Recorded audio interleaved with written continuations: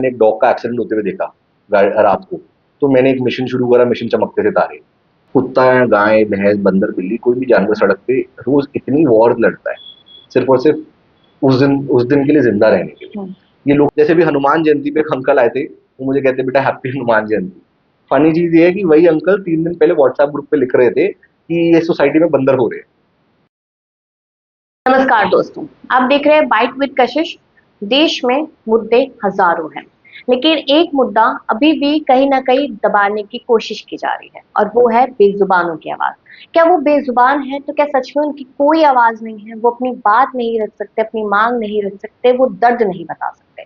क्योंकि आज जो ये खास हम जो प्रोग्राम लेकर आए हैं, ये सिर्फ ऐसा नहीं है कि हम एक सरकार को टारगेट करें। यहाँ पर इंसान भी टारगेट हो रहा है। यहाँ पर जो धार्मिक पुराणों की, वेदों की बात करते हैं, वो चीज भी कहीं ना कहीं इस पर बात की जाएगी। क्योंकि कहीं ना कहीं हमेशा से ये कहा जाता है हिंदुओं के तौर पे, धार्मिक चीजों के तौर पे, कि जो पहली रोटी होती है वो गाय की होती है, दूसरी रोटी जो होती है वो कुत्ते की होती है। लेकिन क्या सच में ये चीजें लोग आज भी मान रहे हैं? क्योंकि हमेशा ये कहा जाता है कि स्ट्रीट का कुत्ता है, आवारा है, काट लेगा, बच्चों को रेबीज हो जाएगा। तो जो रेबीज वाली प्रॉब्लम है वो सरकार दूर करेगी या वो बेजुबान ही दूर करेंगे? ये भी एक बड़ा सवाल है। तमाम लोग ऐसे हैं जो आए दिन खुद को ये बताते हैं कि हम डॉग लवर हैं, हम एक्टिविस्ट हैं, हम उनके लिए बहुत कुछ कर रहे हैं। लेकिन जो फंड आता है, जो पैसा आता है, वो कहा जाता है। और अगर सच में डॉग लवर है दुनिया में या फिर हमारे देश में, तो क्यों आवारा कुत्ते आवारा बन के सड़कों पर घूम रहे हैं? ये सवाल भी यहाँ पर है। तो बहुत सारे सवालों पर चर्चा करेंगे। हमारे साथ यहाँ पर संक्षेप बब्बर जी है। तो सर, बहुत स्वागत है आपका इस खास प्रोग्राम में। मेरा सीधा आपसे सवाल है कि मैंने आपका इंस्टाग्राम देखा और मैंने उस पर देखा कि आप जब भी किसी डॉग को इश्यू होता है तो आप वहाँ जाते हैं, आप उनकी मदद करते हैं। तो कैसे इसकी शुरुआत हुई? सबसे पहले तो मैं यही जानना चाहूँ। मैं एक्चुअली बचपन से मुझे जानवरों से बड़ा लगाव है। चाहे वो कुत्ता हो, बिल्ली हो, गाय हो, भैंस हो। मैं आई थिंक थर्ड ग्रेड में था तो हमारे ना स्कूल में एक बैट था, एक चमगादड़ था, जो इंजर्ड हुआ, मतलब सबको डर लग रहा था उसको हाथ लगाने में, तो मैं उसको उठा के ही ले आया। एंड घर पे होता था तो मैं अकेले रहता था तो कोई होता नहीं था बात करने के लिए। मम्मी का एक कोर्ट केस भी चल रहा था उस टाइम पे, मैं मदर वॉज मॉडल, तो समय ही नहीं होता था किसी के पास में सस्पेंड करने के लिए। तो जो चूहे होते हैं ना, मैं पुरानी दिल्ली से आता हूँ, वहाँ चूहे भागते दौड़ते रहते हैं, घरों में आते रहते हैं, तो उसमें पिंजरा लगाते हैं ताकि उनको पकड़ ले। हाँ। तो मैं क्या करता, जब मम्मी घर से जाती थी तो पिंजरा खोल देता था और अपने हाथ में वो ब्रेड वेड रख लेता था ताकि चूहा मेरे पास बैठ जाए और मैं उसी से बातें करने लग जाता था। तो I have been always an animal lover. मैं एक एक्टिविस्ट नहीं था, मतलब क्योंकि मेरा बैकग्राउंड ऐसा नहीं था। मैं एक फिल्म मेकर हूँ, बिजनेस में हूँ मैं। बट जब अगस्त, मैं बहुत समय से जानवरों को खाना खिला रहा हूँ, कोई दिखता है जानवर बीमार तो रेस्क्यू करके हॉस्पिटल तक या किसी क्लिनिक तक ले जाके जो भी मैं कर सकता हूँ अपनी तरफ से वो करता हूँ। अगस्त में जब फर्स्ट ऑर्डर आया, प्रोटेस्ट हुई थी काफी, तो उसके बाद मेरी काफी इन्वॉल्वमेंट इसमें शुरू हो गई, क्योंकि मुझे लगा शायद मेरे यहाँ होने से, जानवरों के साथ होने में बहुत चीजों में फायदा हो सकता है। क्योंकि एक आप ब्रेन सेट वो लेकर आ रहे हो स्ट्रैटेजाइजेशन का, जो मुझे लग रहा था कि मिसिंग है, कि स्ट्रैटेजाइजेशन नहीं हो रही, राइट स्टेप्स नहीं लिए जा रहे। हम चीख तो रहे हैं पर हम क्या चीख रहे हैं? Yes. हम आवाज तो हम मांगे कर रहे हैं पर हमारी मांग क्या है? उस मांग से जानवरों को क्या फायदा होगा? तो वो चीज मैं कभी क्लियरली नहीं देख पा रहा था, क्योंकि मैं भी जैसे मैं इंस्टाग्राम चलाता हूँ, आप इंस्टाग्राम चलाते हैं, कितनी बार ही हमें जानवरों के साथ क्या हो रहा है पता चल रहा है। इंडिविजुअल क्रुएल्टी केसेस बहुत इजीली आपके सामने पॉप आउट हो जाते हैं, बट जो जनरल ऑडियंस है उनको क्या पता है कि एक्चुअली क्या गलत है, क्या सही है? तो ये चीज की थोड़ी aware, I had like 30-40,000 followers when I know sorry actually I had 70,000 followers जो फिल्म मेकिंग के मेरे जुड़े हुए थे। जब मैंने वेलफेयर ज्वाइन करा, फिर जितने भी फिल्म मेकिंग वाले लोग थे उन्होंने अनफॉलो करा मुझे। I then started promoting whatever we can do for animals. धीरे धीरे आई स्टार्टेड मेनी इनिशिएटिव्स। जैसे मेरे सामने सबसे पहले जब मैंने एक डॉग का एक्सीडेंट होते हुए देखा रात को, तो मैंने एक मिशन शुरू करा, मिशन चमकते से तारे, जिसमें I wanted to put reflective colours to all the dogs and cows. तो मैं हर रात निकलता था। जब मैं स्टार्टिंग करी तो कोई नहीं जुड़ता था, पहले 15-20 दिन कोई नहीं जुड़ता था। सब कहते थे कि चलो सैटरडे को चलते, तो संडे को चलते हैं। तो मैंने बोला कि वो एक्सीडेंट हाँ, वीकेंड के हिसाब से तो नहीं होता। फिर बहुत लोग साथ में जुड़ने लगे मेरे, जो कॉलर ड्राइव मेरे साथ चलने लगे।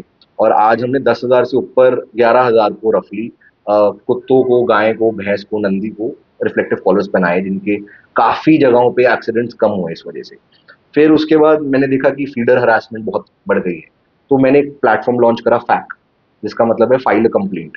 तो आप अपने घर से बैठे बैठे, ईएफआईआर का प्राविधान पहले से ही है, पर समझ में नहीं आता लोगों को कि ईएफआईआर फाइल कैसे करें।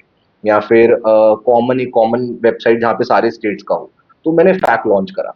फिर मैंने देखा कि जो मीडिया नैरेटिव है डॉग्स को लेके वो बहुत ही ज्यादा एंटी आप कह लीजिए, क्योंकि एक साइड की स्टोरीज ही जा रही है। बिल्कुल। आप अगर आज यूट्यूब देखेंगे, आप फेसबुक देखेंगे, तो आप उसमें लिखेंगे ना डॉग इशू, हम्म। तो कोई भी डॉग क्रुएल्टी अगेंस्ट डॉग का कोई टॉपिक नहीं आएगा। आप देखेंगे सबसे ज्यादा आएंगे तो डॉग ने क्या करा, वो एक आफ्टर वीडियो होती है। तो मैंने एक series of press conferences launch करी असली मुद्दा के नाम से। पहली में हमने क्रुएल्टी हाईलाइट करी, दूसरे में हमने देश के अलग अलग कोनों से एक्टिविस्ट को बुलाया और हमने देखा कि हर स्टेट में क्या प्रॉब्लम होती है। थर्ड असली मुद्दा was about the female harassment that was happening. Fourth was about the solution कि हम कर क्या सकते हैं। एंड स्टार्टिंग हुई अनकन्वेंशनल मीडिया से, आपके मतलब जो नॉट सो पॉपुलर चैनल्स थे, बट फिर धीरे धीरे धीरे मेन स्ट्रीम मीडिया ने उन चीजों को पिक करना शुरू करा, आज तक ने पिक करना शुरू करा। रजत सर का जो चैनल था उन्होंने उस चीज को हाईलाइट करा कि क्या क्या हो रहा है। सुधीर सर ने फिर हाईलाइट करा, तो हमने देखा कि जो हमारे इश्यूज थे फाइनली वो लोगों तक पहुंचने लगे। तो मेरी एक प्रॉब्लम है जो मुझे बहुत पॉइंट आउट भी की जाती है कि अगर मुझे कोई प्रॉब्लम दिखती है तो मुझे उसका सोल्यूशन ढूंढना है। तो वो सोल्यूशन ड्रिवन अप्रोच थी जो मैं जानवरों के लिए लाना चाहता था।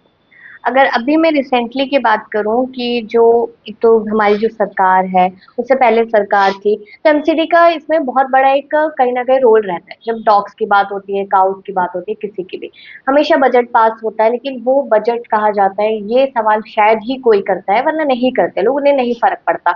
अभी रिसेंटली रेखा गुप्ता जी का जब बयान सामने आता है कि मेरी बात को गलत तरीके से दिखाया गया, बट हम डॉग्स के लिए इस तरीके के शेल्टर खोलेंगे कि सबको वहां पे उनको रखा जाए जिनको अगर कोई इश्यू हो रहा है किसी डॉग को, बहुत सारी बात होने की। नेक्स्ट डे ही, मतलब नेक्स्ट मॉर्निंग ही आप समझ लो कि हम आईजीआई एयरपोर्ट से वो तस्वीरें देखते हैं जहां पर एक शायद जो फीमेल डॉग है उसका नाम कद्दू है, जो 13 से 14 साल कद्दू से और भाई गुजारे हैं, उसके साथ वहां के जीएमआर जो है वो ऐसी हरकतें करते नजर आते हैं। तो वहां पर सरकार कहाँ कहाँ रह जाती है, और जो एक्टिविस्ट है वो भी कहाँ दिखाई देते हैं, क्या लगता है उसको? आपने दो पॉइंट्स रखे मेरे सामने। हम्म। पहला आपने रखा कि सरकार और जो फीडर्स है या फिर जो एनिमल लवर्स है उनके बीच का जो गैप है, जो रेखा गुप्ता जी ने स्टेटमेंट दी। और दूसरा आपने एयरपोर्ट के बारे में बात जी। करी। तो पहली बार जब रेखा गुप्ता जी की स्टेटमेंट भी आई थी, मैं पिछले एक दो महीने से एक महीने से जितने भी सीएम उनको रीच आउट करने का ट्राई कर रहा हूँ।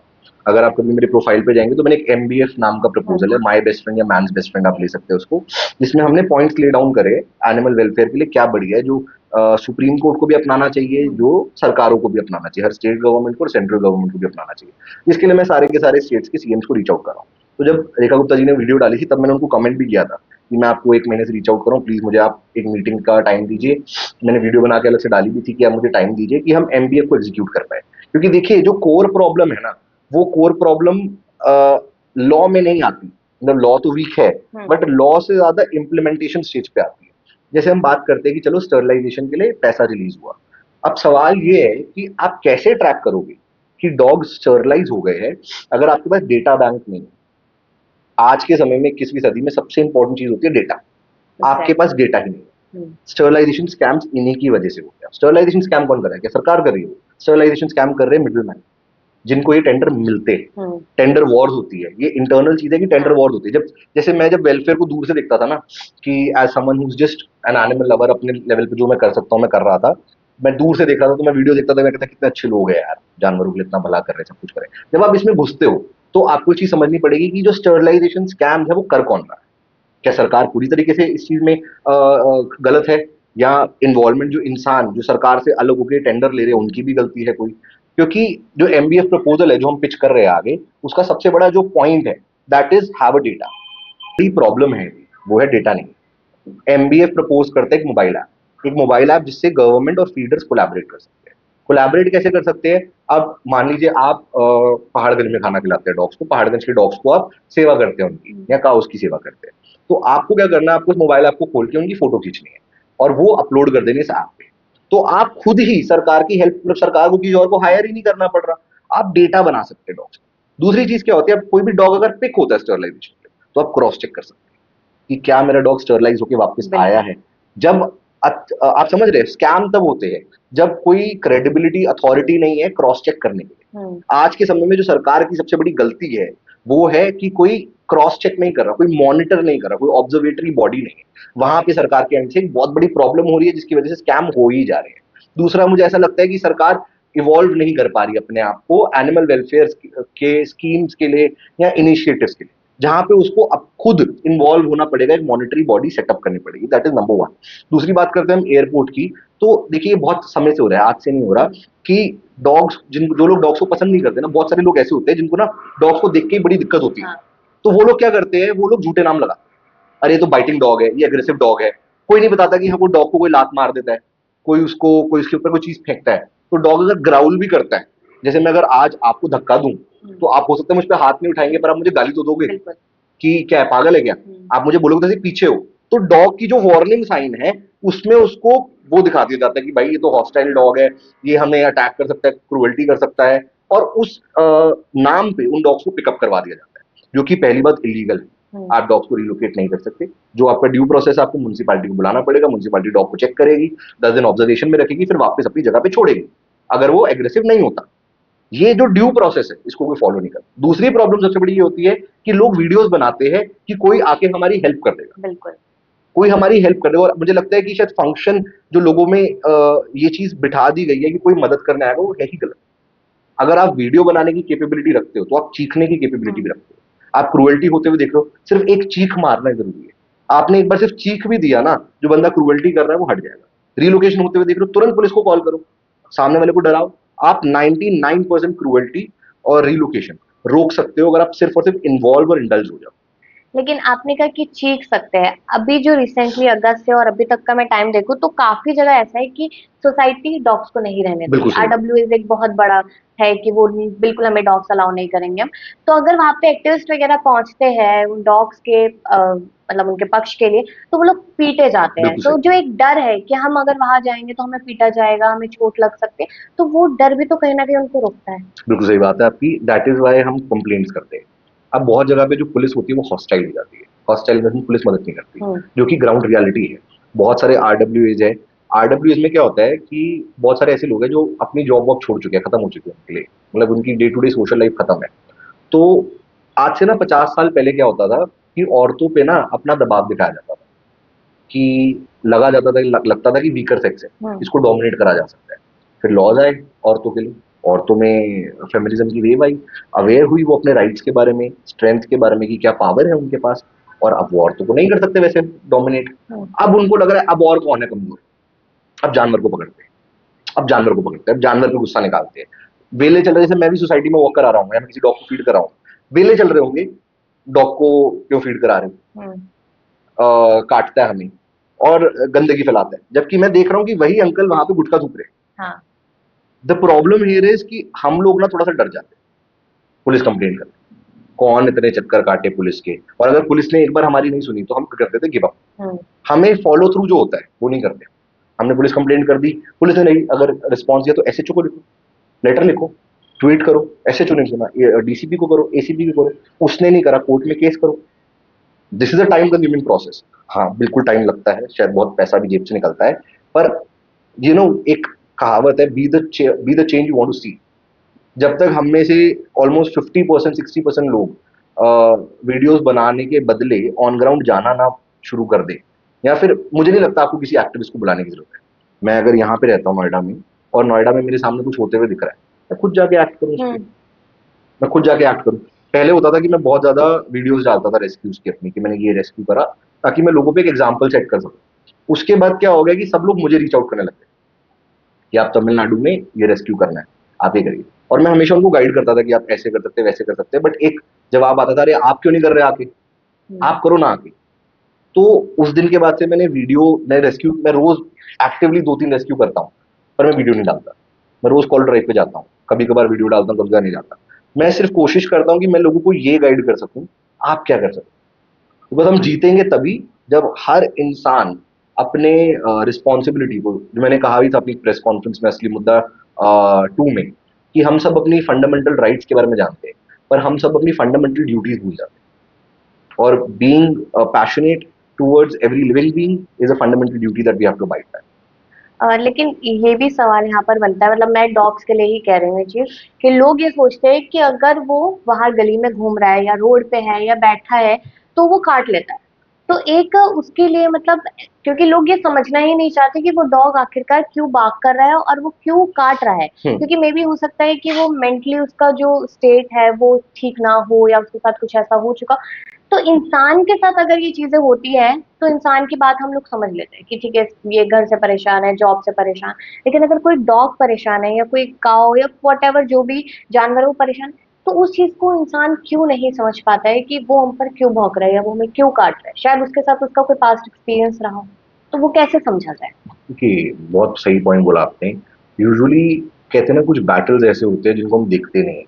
जैसे हमें नहीं पता सरहद पे हमारे जवानों को क्या क्या करना पड़ रहा है एग्जैक्टली। सर्वाइव करने के लिए, वहां पे हमारे देश को रिप्रेजेंट करने के लिए। वैसे ही एक कुत्ता या गाय भैंस बंदर बिल्ली कोई भी जानवर सड़क पे रोज इतनी वॉर लड़ता है सिर्फ और सिर्फ उस दिन के लिए जिंदा रहने के लिए। ये लोग समझते नहीं है। जो ह्यूमैनिटी में कंपैशन है वो चीज बहुत खत्म हो गई है लोगों में। लोग वो कहते हैं ना कि आज के समय पे लोग भगवान को नहीं छोड़ते, वो तो फिर भी एक जानवर है। हाँ।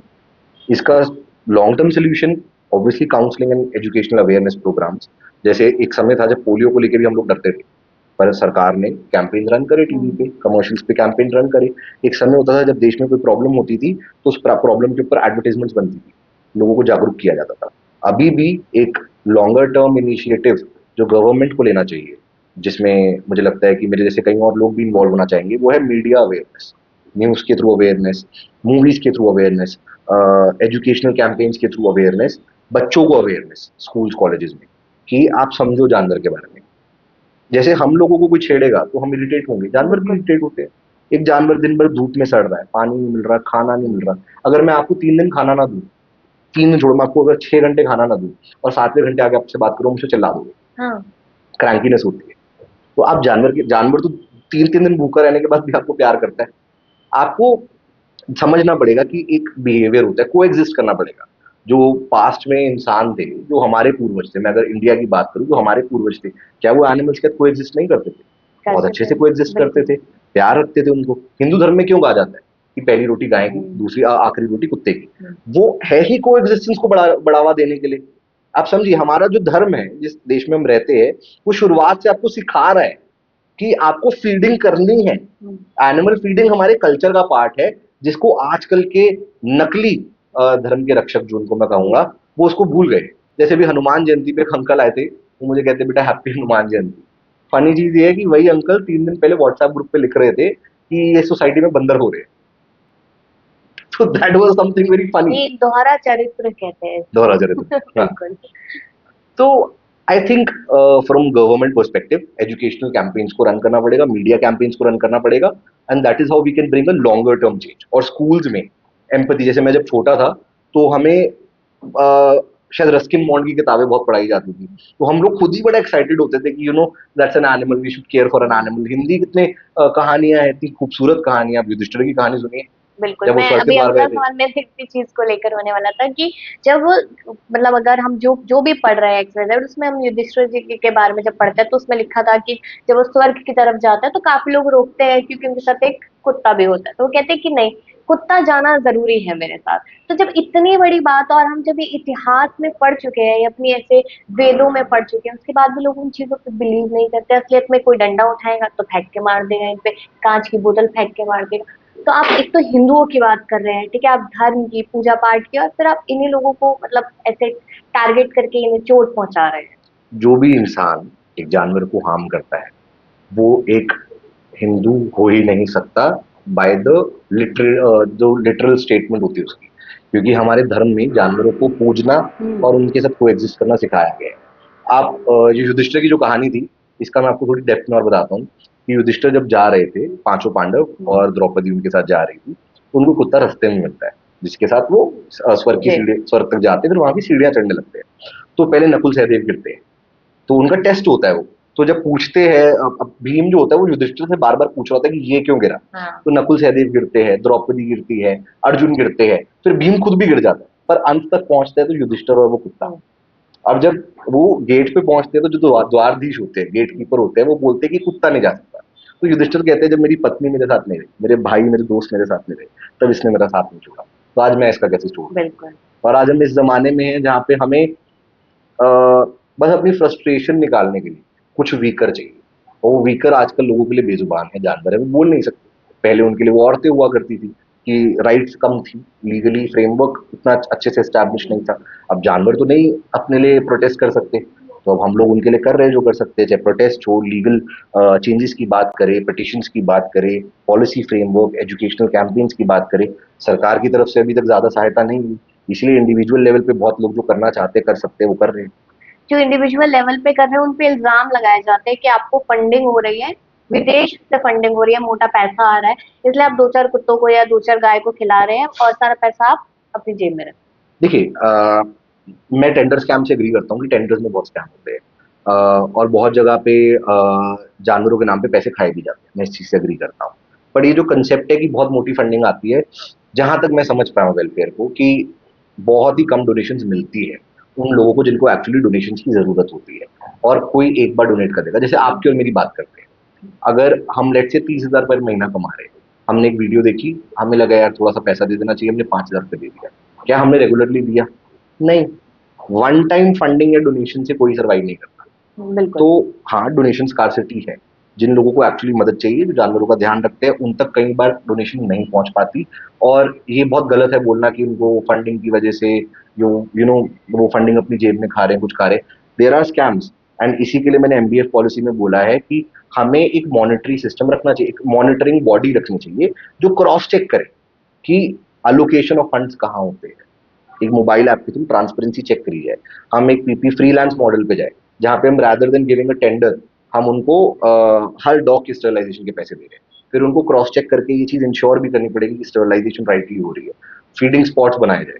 फीडिंग स्पॉट्स ऐसी जगह पे ना बनाया जाए जहां पे इंसान पहुंच ही ना पाए। हाँ। फीडिंग स्पॉट्स ऐसी जगह पे बनाया जाए जहां पे इजीली जानवर जो है वो जाके खाना खा सके। लोग अवेयर हो, अवेयरनेस कैंपेन्स होनी चाहिए। जैसे बहुत खूबसूरत चीज बीच में मैंने देखी थी, मुझे नहीं पता किसने करी थी, कि जीवों पे दया करो, ऑटोस बिल्कुल। के पीछे लिखा हुआ था। मुझे बहुत अच्छा लगा था। This is the kind of campaign बहुत दैट वी नीड। शॉकिंग था लेकिन बहुत अच्छा भी था कि बिल्कुल। कोई किसी ने स्टार्ट किया है। क्योंकि क्या होता है कि जब आप चल रहे हैं ना रोड पे, जो बैनर्स होते हैं, होर्डिंग्स होते हैं, और ऐसे जो छोटे छोटे हम्म। कैंपेन्स होते हैं, ये बहुत इंपैक्ट क्रिएट करते हैं आपको। ये आपके सबकॉन्शियस में चले जाते हैं और हमेशा आपके दिमाग में हो जाते हैं। बिल्कुल। तो जब आप किसी को, डॉग को शू भी करने लगते हो, तो अचानक से शायद वो आपके सबकॉन्शियस में जीवों पे दया करो, वो आ जाता है। तो आई थिंक एजुकेशनल अवेयरनेस से we can change these things. और बात रही जैसे फंडिंग के बारे में, तो मैं हमेशा ये चीज बोलता हूँ कि अगर गवर्नमेंट की तरफ से फंडिंग हो रही है, उस पे एक मॉनिटरिंग बॉडी होनी बिल्कुल। चाहिए, उस चीज का हिसाब लिया जाना चाहिए, ताकि स्कैम्स जानवरों के नाम पे ना हो एक आखिरी और बात करूंगी मैं कि गवर्नमेंट और जो एनिमल एक्टिविस्ट है या वेलफेयर है या भी जितने भी स्टेप्स लेवल्स हैं, उनके बीच में कैसे, क्या लगता है आपको कि उनके बीच में ऐसे क्या कॉन्टैक्ट्स होने चाहिए ताकि सारे डॉक्टर जो भी अगर गवर्नमेंट करना चाहती है वो सारे डॉक्टर वो चीज पहुंच पाए, तो पाए। उसके लिए क्योंकि गैप एक बहुत बड़ी यहाँ पर एक डिसीज है कि वो जो गैप आ रहा है। तो इसका सोल्यूशन जो सिंपल मैंने ले डाउन करा है, that is the MBF proposal. मैं चाहूंगा कि आप जाइए और एमबीएफ प्रपोजल पढ़िए। बहुत बड़ा प्रपोजल है वैसे तो, बट अगर मैं आपको ब्रीफ में समझाऊं तो एमबीएफ 3 से 4 मांगे करता है। पहली मांग एमबीएफ की है कि कोई भी पाउंड या शेल्टर ना बनाया जाए। पाउंड और शेल्टर एक सिटिंग लाइबिलिटी है सरकार को, हमारे टैक्स पेयर के पैसे से। लेट से आप एनिमल लवर नहीं है, टैक्स पेयर के पैसे से एक जेल बनानी पड़ रही है जानवरों के लिए, उससे बेहतर है एनिमल हॉस्पिटल बनाए जाए। इन एनिमल हॉस्पिटल में एनिमल्स का इलाज भी हो पाएगा, रेस्क्यू भी हो पाएंगे। फिर आपको कोई एक्टिविस्ट होने की जरूरत नहीं है जानवर को बचाने की। आपको जानवर घायल दिखा, आप जानवर को लेकर जाइए, एम्बुलेंस को बुलाइए, और उससे सरकार रेवेन्यू भी कमा पाएगी, वो देश को एक इनकम सोर्स भी देगा। वेट्स के लिए और जॉब अपॉर्चुनिटीज आएंगी, पैरावेट्स के लिए और जॉब अपॉर्चुनिटीज आएगी। कहाँ हम ऐसा देश बन गए जो डिलीवरी बॉयज की एम्प्लॉयमेंट को प्रमोट करे, जो कि एक जॉब भी नहीं है, बेचारे को किसी को मजबूरी में करना पड़ता है। कौन प्राउडली बताया वो delivery boy? But how proud someone is when they see there a paravet or a vet, they are working for a hospital, right? The second thing that the MBF app or the MBF policy asks for is a mobile app. The primary function of the mobile app is transparency. मैं एक feeder हूँ, मैं एक animal lover हूँ, मैंने अपने यहाँ पे 20 कुत्ते हैं, मैंने 20 की फोटो ले ली, अब मैंने वो सबमिट कर दी पोर्टल पे, वो एक डेटाबेस बन गया। वो डेटाबेस वेलफेयर बोर्ड के पास रहे या ऐप पे रहे। अब जब भी मुझे स्टरलाइज कराना है किसी डॉग को, I just have to book it, I just have to book it there. या फिर मैं अगर कोई लेकर जाता है एमसीडी या कोई, तो मैं वहां पे उसको उसकी गिरबान पकड़ सकता हूँ, क्योंकि आपके पास जब तक प्रूफ नहीं है, तब तक आप गिरबान नहीं पकड़ सकते, आप स्टरलाइजेशन चेक कर सकते हो, वैक्सीनेशन रिकॉर्ड चेक कर सकते हो, कोई कंप्लेंट होनी है तो आप कंप्लेंट भी उसी ऐप पे कर सकते हो। हम 21वीं सदी में, अभी एआई सबमिट हुआ था, अभी हम टेक्नोलॉजी की बात करें तो what is the harm in having a mobile app जो ट्रांसपेरेंसी मेंटेन करे। तीसरी बात जो हम करते हैं वो कहते हैं अडॉप्शन ड्राइव्स। हम कहते हैं कि हम आपको, मैं ना अभी हैदराबाद में गया था, तो वहां पे मेरी एक महिला से मुलाकात हुई थी जिन्होंने मुझे बताया था कि इंडी डॉग्स में वेरियस ब्रीड्स होती है। हमें लगता है इंडी डॉग मतलब सड़क पे होते हाँ। हैं, इंडी डॉग्स में वेरियस ब्रीड्स होती है जो एक्सटिंक्ट हो रही है। तो हमें इंडी डॉग अडॉप्शन पे वर्क करना चाहिए, स्कूल्स, कॉलेजेस और बहुत सारे कैंपसेस में हमें अवेयरनेस प्रोग्राम और अडॉप्शन ड्राइव शुरू करनी चाहिए। एज अ सीएसआर एक्टिविटी करो, हर कॉलेज स्कूल में आप सोशल रिस्पॉन्सिबिलिटीज में डालो adoption drive, working on that, promote करो घर पे जाके कि अडॉप्ट करना चाहिए इंडी डॉग। और उसके बाद टैक्स कंसेशंस दो उन लोगों को जो डॉग उसको अडॉप्ट करते हैं, इंडी डॉग्स को, उनको कुछ सरकार की तरफ से एड मिले तो लोग अडॉप्ट भी करना चाहेंगे। सेम मॉडल नेदरलैंड में हुआ था, तो इससे बेनिफिट होगा। थर्ड चीज, ये थर्ड पॉइंट ये एमबीएफ का कि इंडी डॉग्स की अडॉप्शन। इसके अलावा एमबीएफ छोटी छोटी छोटी छोटी बहुत सारी चीजें कहता है, और यही हम चाहते हैं कि हर स्टेट के सीएम जो है वो हमारे साथ हाथ मिलाए, एमबीएफ को एक अप्रूवल दे, उस पर एक टिक कीजिए, टिक करे, ताकि हम साइन करें उस पर, ताकि हम सुप्रीम कोर्ट में या किसी भी कोर्ट में उसके एफिडेविट को पुश कर सके और एमबीएफ को इम्प्लीमेंट कर सके। बहुत बहुत शुक्रिया आपका सर, क्योंकि काफी कुछ जानने को मिला है। क्योंकि मैं स्टार्टिंग से ये चीज कह रही हूँ कि बेजुबान की भी आवाज होती है, और उसको वही सुन सकता है जो सच में सुनना चाहता है। बाकी तो जो जिनके पास कान है सुनने के लिए, वो भी अपने कान बंद कर लेते हैं अगर चीखे किसी की भी। तो बहुत बहुत शुक्रिया आपका।